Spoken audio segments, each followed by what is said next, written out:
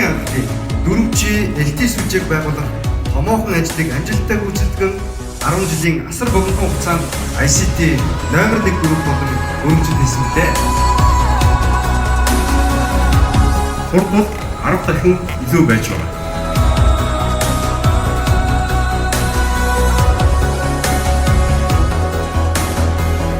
Нийтдээ 334 газар бид нар 4G өндөр хурдны 4G LTE сүлжээг асаахад бэлэн болоод байна.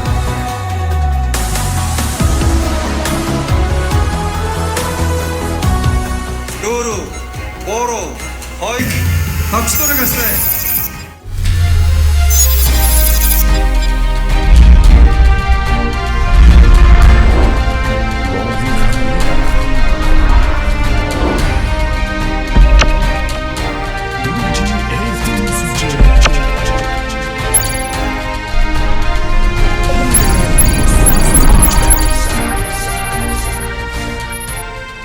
Монголын хамгийн анхны 4G LTE сүлжээг орон даяар бусдаас төрүүлж байгууллаа. Unitel.